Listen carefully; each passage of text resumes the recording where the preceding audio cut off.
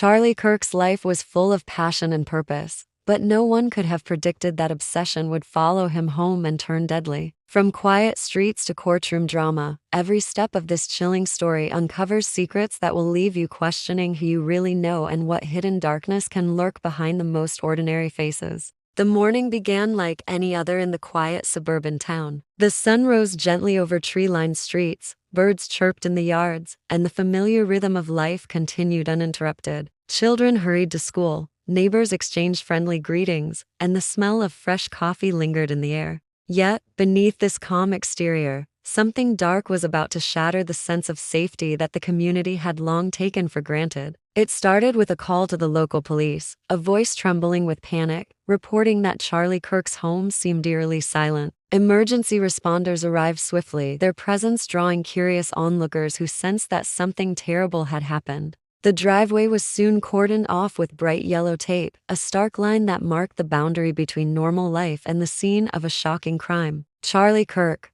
known to many as a passionate activist and dedicated member of the community, had become the center of a mystery that no one was prepared to face. As investigators entered the home, they were met with signs of struggle: overturned furniture, broken picture frames, and scattered personal items that suggested a sudden, violent confrontation. Yet there were no immediate clues pointing to who could have committed such an act. Every corner of the house was meticulously examined, every object considered a potential piece of the puzzle. Neighbors were questioned, and the local community, who had once admired Charlie for his unwavering dedication and outspoken nature, now grappled with disbelief. Rumors began to circulate, each more chilling than the last, as people tried to make sense of how someone so well known and seemingly secure could be harmed in such a way. The media descended on the scene, cameras flashing, microphones poised, capturing the expressions of shock and fear etched on the faces of those who had known him. Friends and family gathered, their grief mingling with confusion and anxiety, as the realization sank in that their lives had been irrevocably changed.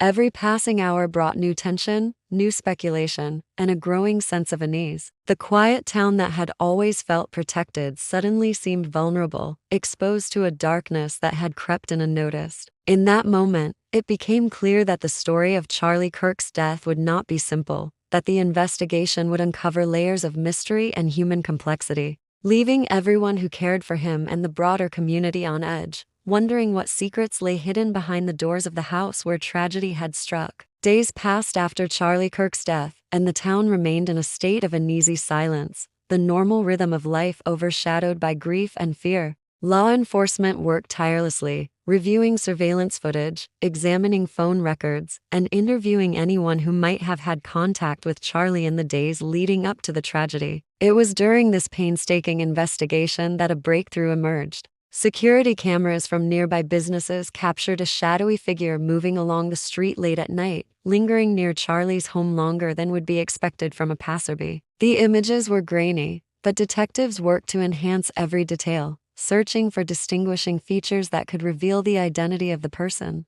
Soon, a name began to surface: a man previously unknown to Charlie or his family, someone who had avoided attention and kept a life hidden beneath the surface of normality. Authorities discovered that the suspect had a history marked by inconsistencies, periods of disappearance from jobs, unexplained absences in social circles, and behaviors that, while subtle, hinted at something more unsettling. As details of the arrest circulated, the community reacted with disbelief. How could someone so inconspicuous, so unassuming, be capable of such a violent act? Investigators uncovered the suspect's online activity, revealing an obsession with the victim that had grown over time. Emails, posts, and private messages painted a picture of fixation, a one-sided preoccupation that escalated to dangerous levels. Friends, neighbors, and colleagues who had interacted with the suspect described a personality that seemed ordinary at first glance but had a hidden intensity they had never fully understood. Even those closest to Charlie found themselves questioning whether any warning signs had been overlooked,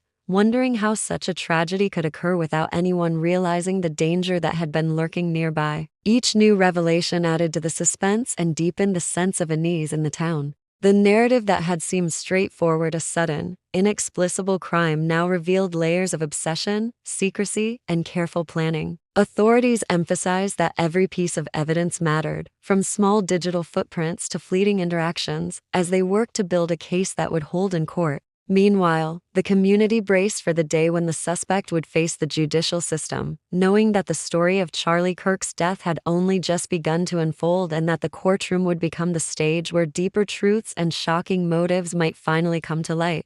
The day of the first court appearance arrived with a sense of tension that seemed to ripple through the entire town. News crews had gathered hours in advance, cameras lining the streets, microphones poised, and reporters speaking in hushed tones as they prepared to capture every moment. Inside the courthouse, the atmosphere was equally charged. Families, friends, and strangers who had followed the story closely filled the benches, all seeking a glimpse of the accused. As the doors opened, the suspect entered, moving with a measured calm that contrasted sharply with the chaos outside. There was an unsettling aura, a quiet intensity that drew attention without a single word. The judge began the proceedings by detailing the charges, outlining the gravity of the crime, while the suspect remained motionless, face unreadable. Prosecutors presented the evidence that had led to the arrest, highlighting both the physical and digital traces that had connected the accused to Charlie Kirk's death. Every piece of information, every small detail, seemed designed to illustrate the careful planning and calculated execution of the act. The public gallery held its collective breath, watching for any sign of emotion or reaction from the accused,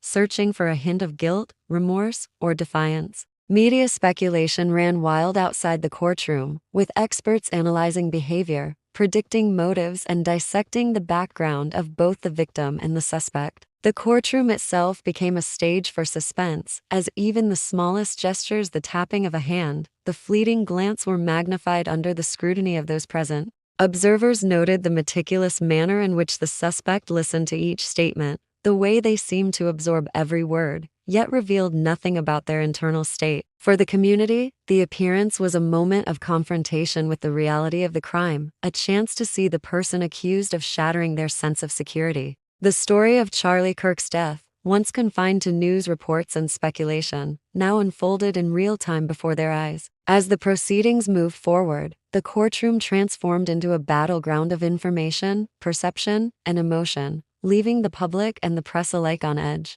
The first court appearance, anticipated as a formal step in a legal process, became instead a dramatic unveiling of tension, suspense, and unanswered questions, signaling that the trial ahead would reveal deeper layers of the mystery, with every revelation promising to shake the community further and challenge everything they thought they knew about both the victim and the accused. As the investigation unfolded, law enforcement began to uncover layers of the suspect's life that had previously been hidden from view. What had initially appeared to be a simple, isolated crime now revealed a pattern of behavior that was deeply troubling. Investigators examined employment records, personal journals, and digital correspondence, slowly piecing together a timeline of actions that suggested obsession, manipulation, and secrecy. Friends and acquaintances came forward, recounting moments they had once dismissed as quirks or eccentricities, now taking on a more sinister meaning. The suspect, who had lived a seemingly ordinary life, had kept a network of private interactions, messages, and meetings that pointed to an unhealthy fascination with the victim. Even people closest to Charlie Kirk, who had believed the suspect to be a harmless stranger, were forced to reconsider every minor encounter and unusual observation they had once overlooked.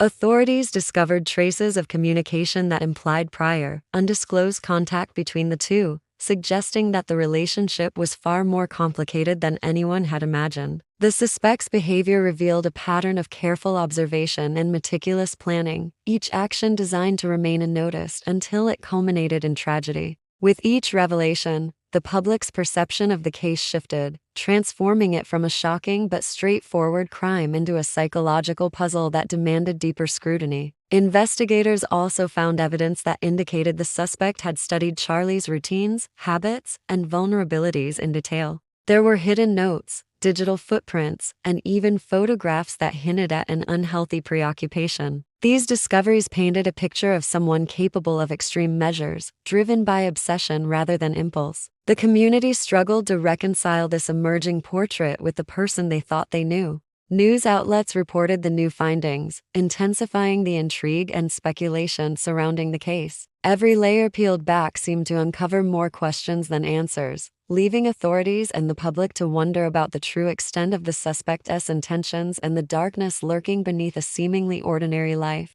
The story that began with a shocking murder now revealed itself as a complex web of human emotion, hidden motives, and psychological obsession, setting the stage for even more shocking developments. Each new piece of evidence heightened the suspense, drawing viewers and the community alike into a deeper, darker understanding of the crime, and leaving everyone waiting anxiously to learn what the trial would ultimately uncover about the truth behind Charlie Kirk's death. As the investigation progressed, new developments began to emerge that shook both the authorities and the community to their core. For months, the case had seemed straightforward: a shocking murder, a suspect with a hidden obsession, and a courtroom waiting to unveil the truth. But then forensic reports revealed inconsistencies in the initial findings, hinting that the story might be far more complicated than anyone had realized. Evidence that was once thought to clearly implicate the accused now suggested the possibility of unseen accomplices or alternative motives. Witnesses who had previously stayed silent came forward, offering information that contradicted earlier accounts and raised more questions than answers. Some recalled subtle interactions they had dismissed at the time, now realizing these moments could be crucial to understanding the events leading up to Charlie Kirk's death. The narrative began to twist in unexpected ways, revealing layers of planning, manipulation, and perhaps betrayal that had gone unnoticed. Investigators found financial records, phone logs, and encrypted messages suggesting that the accused may have been influenced or assisted by unknown parties.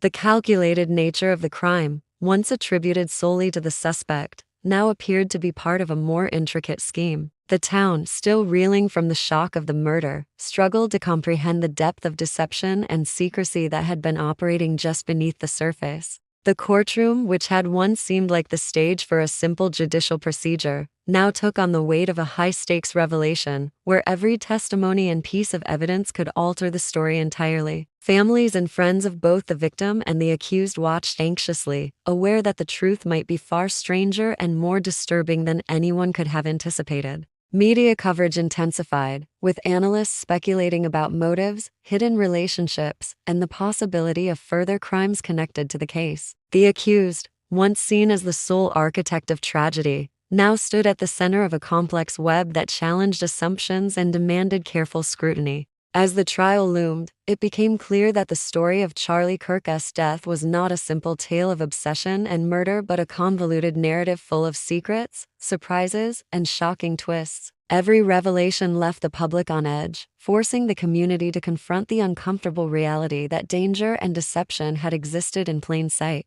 and that the pursuit of truth would uncover even more unsettling secrets in the chapters still to come.